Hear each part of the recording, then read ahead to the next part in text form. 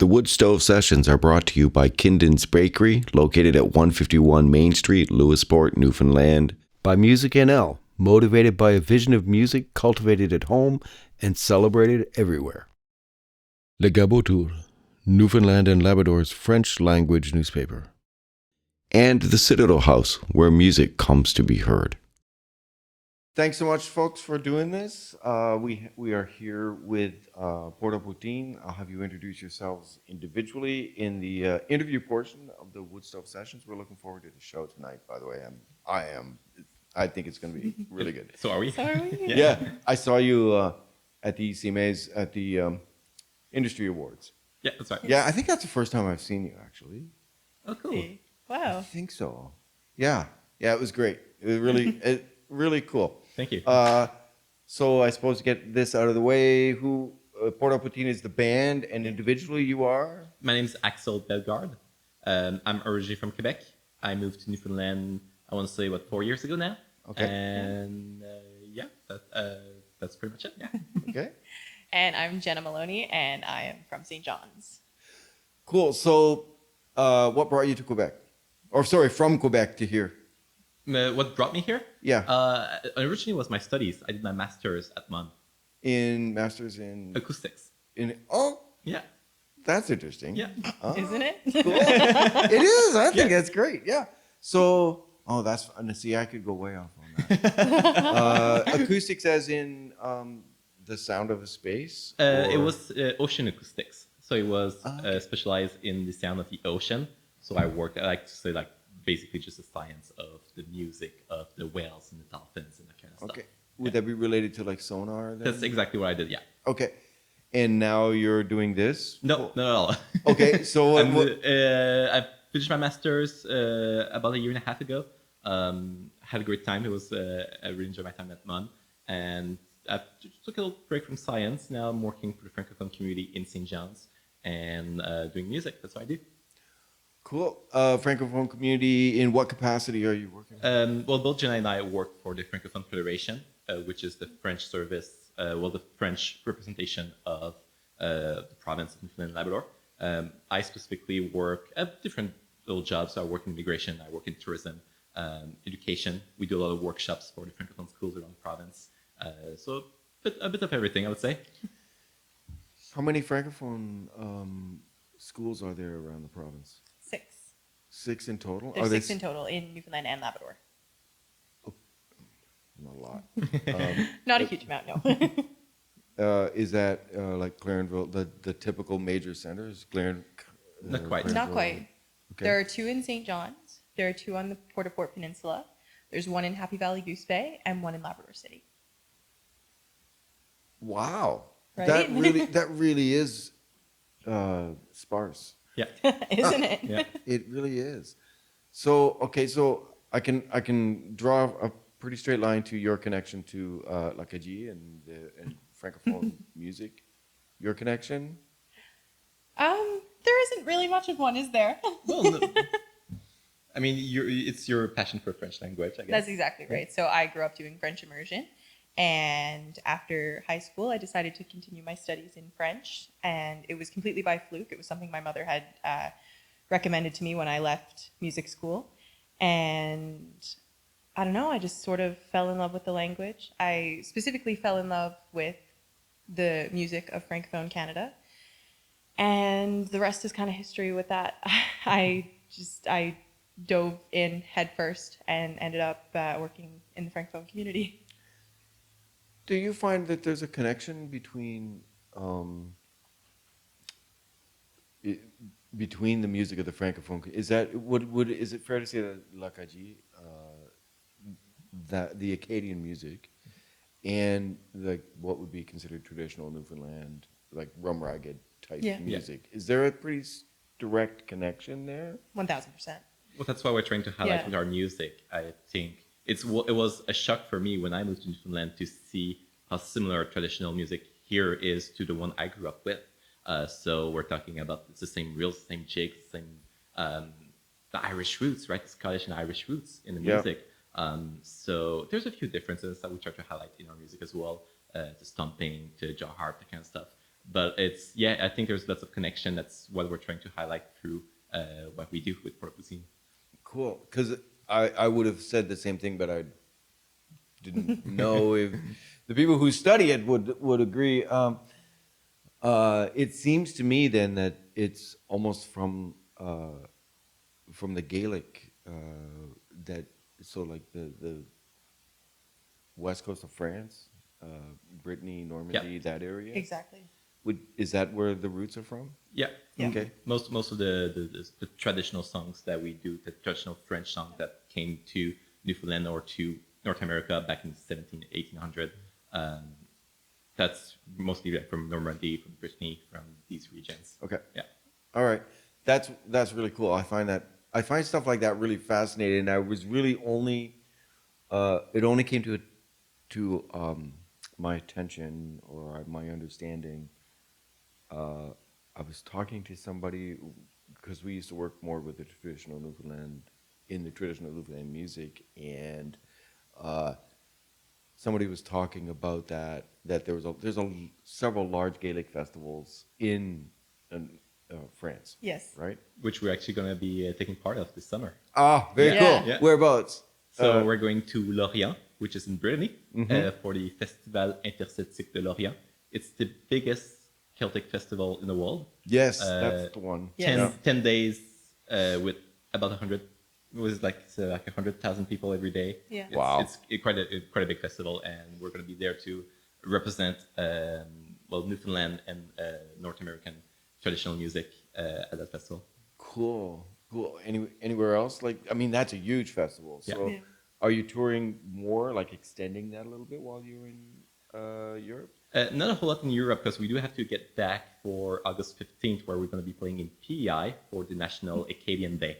So it's a big TV show on Radio-Canada. So we're going to be sharing the stage with many Acadian artists. It's going to be shot in Charlottetown this year. But it's pretty cool because we went to that show last year when we were in the audience for that show last year, and it was quite a beautiful experience. And now it's going to be just be on the other side of the stage. Yeah. Yeah. Do you? Wow. There's so. Where else are you playing this summer? Like, what are some of the other stuff that you'll be doing? Well, that's pretty much the two big ones that we have. Yeah. We're going to be playing at the Newfoundland Folk Festival in St. John's on the Francophonie stage. Okay. And we'll just be pretty smaller gigs around, but that's our summer so far. Okay. That's really cool. It's always been my impression that the Acadian, through the ECMAs, the East Coast Music Association, I began to understand that there's a very strong, vibrant community within Lakaji.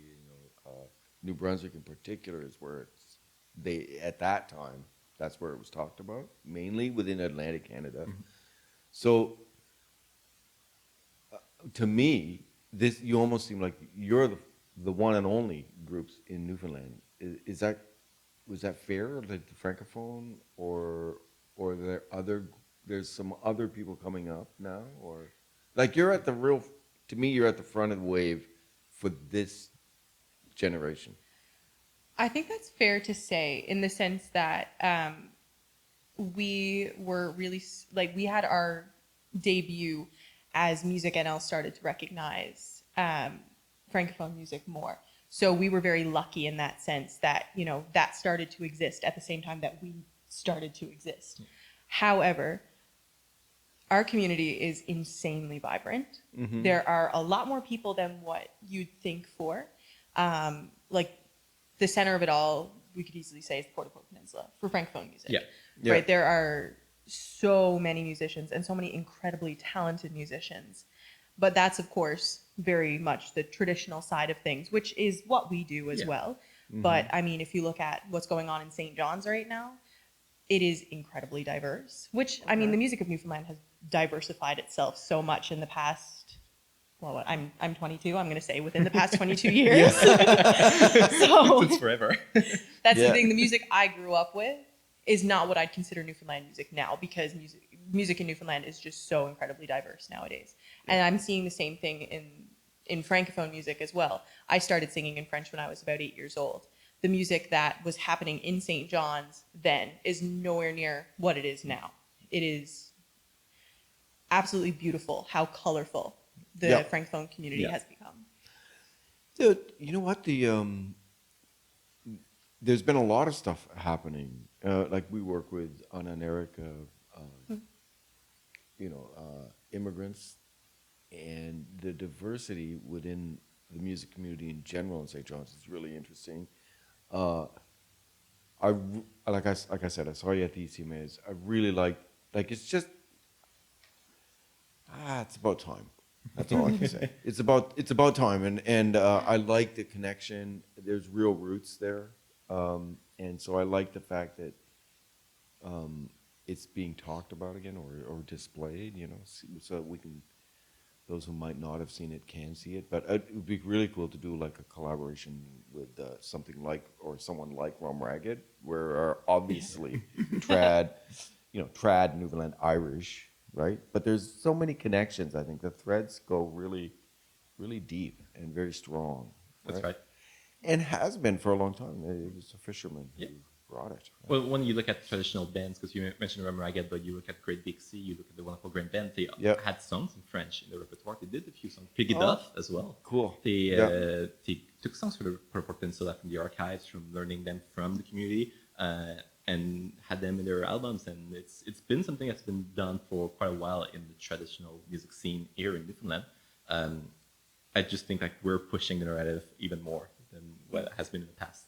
Okay. In your opinion, going well? It's doing all right. Yeah. I think one of the big thing that makes us stand out is our translations. We do a few folk songs from the repertoire that we translate ourselves in French, and it brings I feel like it brings like a fresh air to these songs that's been played since forever, right? But it's just like something new, but it brings something new to the table. So when we do Sarah, we do Heave Away, we do these songs, and then people's like, oh, that's new, that's something different, right?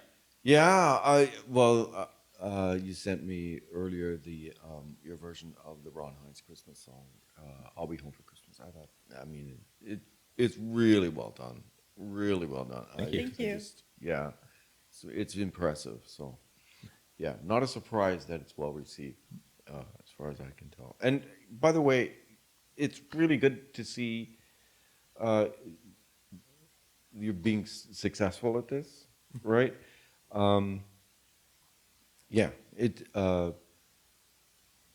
It's always hard when musicians. Until you find your spot, right? It takes a while to find what it is that really makes you work. Incredibly true, yes. And I'm really glad that you found that spot. It seems to me, right? You found a place to call home, and that can be identified with who you are, right? In the future, 5 years, where would you like to be, and like, what's your perfect stage to be playing on? Who's your perfect audience? I think what's incredible about that is that for me, for me personally, I've been playing the Newfoundland Folk Festival since I was a very small child, and I'm not kidding, like a very small child. I grew up watching that festival every year, and of course, me as a small child with like stars in our eyes, I would always sit down and look up at the main stage. That's gonna be me one day. And I lost that dream very quickly as a teenager. I was like, that's never gonna happen.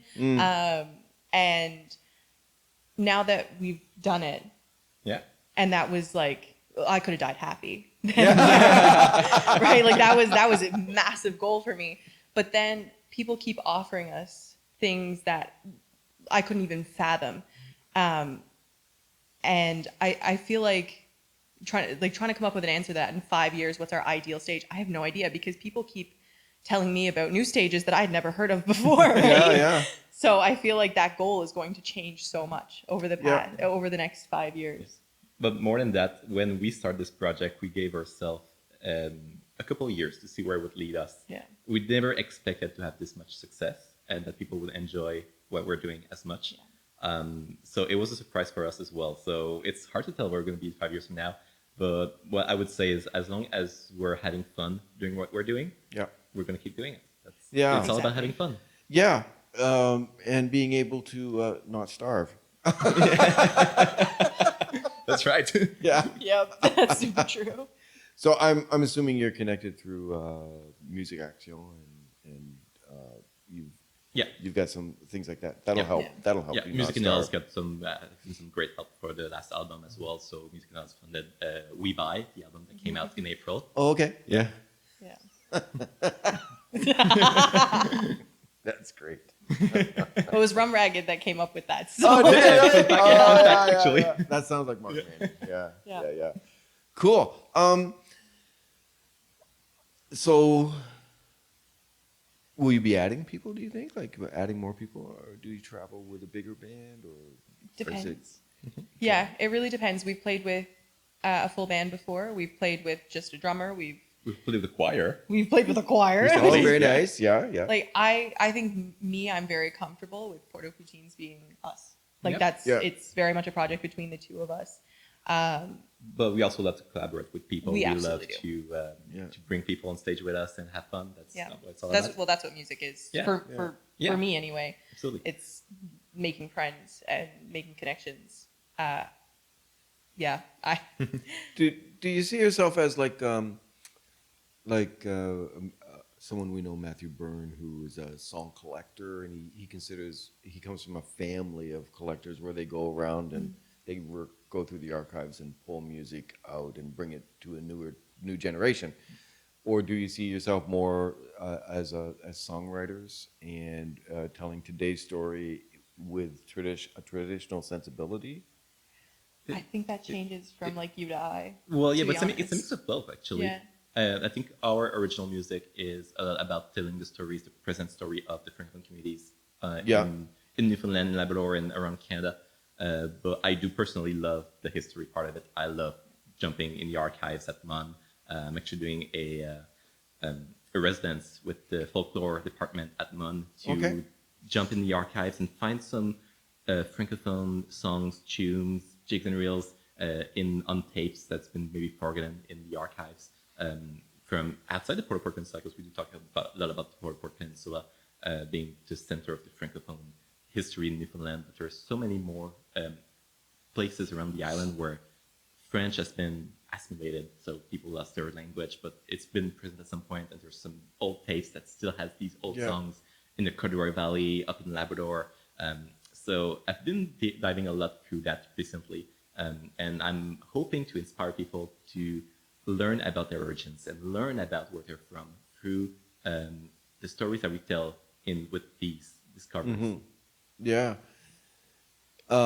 It's interesting, the idea that do you think there are communities that have lost not just their language, but they've lost their culture? Yeah. In here in Newfoundland? Absolutely, yeah. And do they have a desire have they lost it to the point that they don't realize they've lost it? In other words, it's way past. It takes a lot of effort to promote and to encourage people to preserve that culture, especially with the youth. It's been a big challenge, especially the Port-Aux Peninsula, for instance. It is Newfoundland Labrador is the least French-speaking province in Canada, despite having French speakers on the island for over 500 years, because there's been so much pressure to get rid of that language, that culture in the province. And so when we talk about the Port-Aux Peninsula, we're talking about a handful, maybe 600 to 700 people speak French at home, which is very little.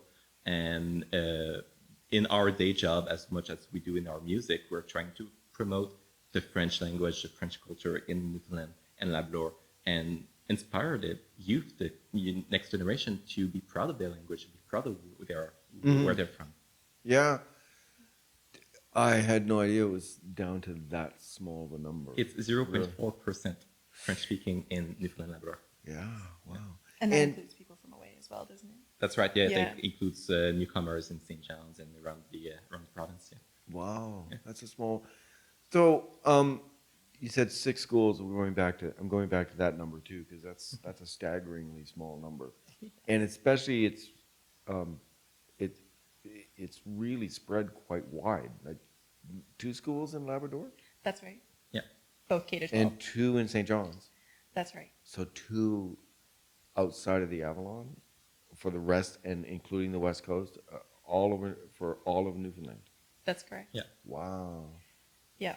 Anywhere else, they rely on the French immersion program, which for someone who is Francophone, they speak French at home, you're not going to keep your language in the French immersion program. Oh, That's yeah. not gonna No, happen. no. Yeah, I've never thought. It's always been presented to me that the French immersion program is to you want your children to take it so they can go work in the government. That's really what it's for. That was the goal for me. So Yeah. there Oh, you yeah. go. Oh, okay. All right. Yeah. By the way, you got your bachelor's, right, at MUN? I didn't finish my bachelor's because I was supposed to finish it this year, but I finished my major. It's my minor that I kind of threw aside. But as I was finishing up last year, there was a job posting with the Francophone Federation, and I had this moment of, well, I'm going to end up there anyway. So Fair point. So yeah. I'm kind of living my dream right now in the sense that I'm working in French. I'm working with the youth of the province. Yeah. I get to travel so much. I am everywhere all of the time. Cool. So yeah, You do so many cool events for the kids as well. That's right. Yeah. So I have my little group of kids. I get to hang out with them all over Canada, and Wow. Cool. it is absolutely incredible. So yeah, that's my day job. I do youth programming. Oh, that's okay. That's interesting. It sounds like this is a passion project, but that's even more. That's too light of a word, really. It really is. It's in your soul, in your bones, right? Yeah. Yeah. Going to travel across Canada, you think, as Port-Aux Poutines? You want to do a tour? Well, I've played a few gigs in the Maritimes in Quebec already. We're trying to get this summer. We got a few more coming. Well, the one in Charlottetown, but we're going to do a few smaller ones around Quebec and New Brunswick as well. And we're hoping to keep pushing that market as well. Maybe go to Western Canada. There's Francophone communities all around the country. So I feel like in Western Canada, when you look at Manitoba, Alberta, BC, there are very small, isolated Francophone communities that probably share a lot with their reality that what we have here in Newfoundland. Not probably, they do. They do, yeah. We're probably know better than I do, yeah. I wonder what. Have you done something like gone to, like, say, or considered going to Fort Mac to a Newfoundland community, or is it not? Because you are playing something like the music's very close. It could be interesting. It would be fun. Yeah. I find it's hard to convince people that they're going to enjoy what we do if they don't speak French. The language barrier can be something, sometimes a bit of a turn off for some venues, but... Well, I come from an entirely Anglophone family. I'm the only person in my family that speaks French. Okay. And trying to convince my family that what we're doing was a good idea was quite the task. And it's funny because every time they come out, they have a great time. They really enjoy it. And I find that's kind of the case for everybody, but trying to convince them, like, hey, you might not understand everything that's going to come out of my mouth, but you're still going to relate to what's happening. You're still going to enjoy the music. Yeah. So it's just kind of wiggling our way into that space. Yeah. Has proven to be a little bit difficult. Yeah. But we're also trying, in our shows, we're trying to introduce what the songs are about. Yes. We're trying to put context behind what we're singing about, knowing that the crowd, if it's the crowd is mostly Anglophones, will need to understand what we're talking about. Yeah. We're taking that from, Kubasonics are doing it in a great way because they're singing in Ukrainian, so nobody in the room knows what they're talking about.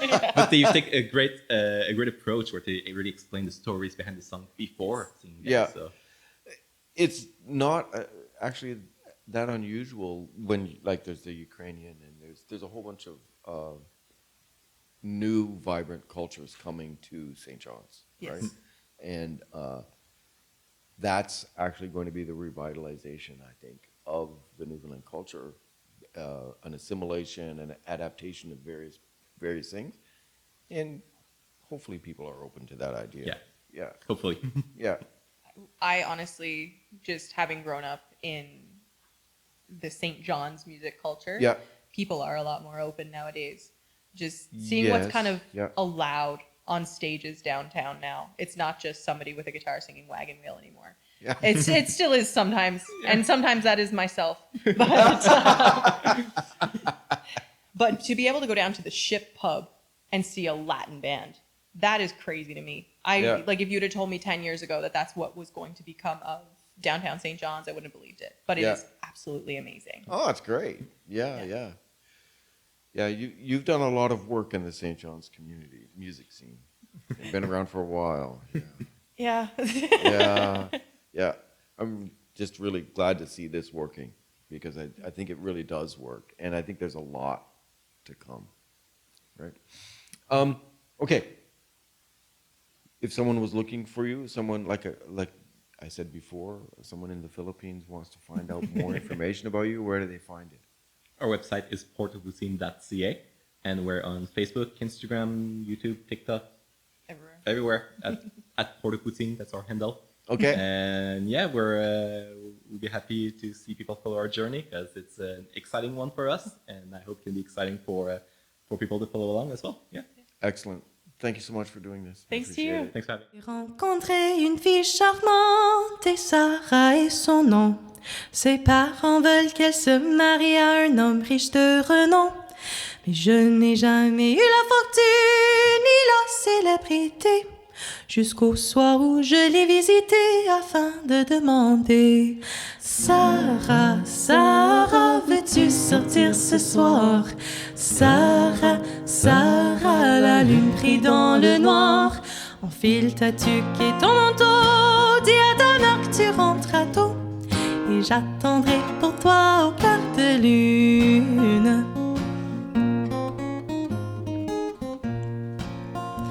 Cette Sarah est une fille discrète, une fille qu'on voit rarement. Elle ne m'aime que pour ma personne, non pas pour mon argent. Tous les soirs passe 8 heures avant d'aller se coucher. Elle colle son oreille à sa porte et m'entend demander: Sarah, Sarah, veux-tu sortir ce soir?